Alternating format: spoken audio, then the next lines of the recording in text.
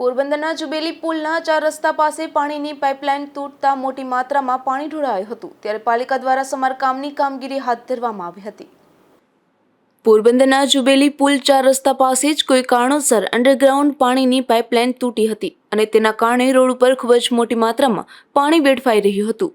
વાહન ચાલકોને પણ અવરજવરમાં મુશ્કેલી પડે તેટલી હદે પાણી ઢોળાતું હતું। સમગ્ર માર્ગ પર પાણી ફરી વળ્યું હતું અને ચોમાસા જેવો માહોલ સર્જાયો હતો। આ અંગે પાલિકાની ટીમને જાણ થતાં દોડી ગઈ હતી અને પાઇપલાઇન ક્યાંથી લીકેજ છે તે અંગેની તપાસ કરીને સમારકામની કામગીરી હાથ ધરવામાં આવી હતી। અત્રે ઉલ્લેખનીય છે કે છેલ્લા કેટલાક દિવસોથી પોરબંદરમાં પીવાના પાણીની સમસ્યા ગંભીર બની રહી છે અને પાણીની મોટર બગડી જવા સહિત પાઇપલાઇન લીકેજ અને અન્ય સમસ્યાઓને લીધે સમયસર પાણી વિતરણ થતું નથી। ગઈકાલે પણ કમલાબાગ સામે પણ આવી જ સ્થિતિ સર્જાઈ હતી, ત્યારે ઉનાળાની શરૂઆત પહેલાના દિવસોમાં જ આવી પરિસ્થિતિનું નિર્માણ થતાં યોગ્ય કાર્યવાહી જરૂરી બની છે।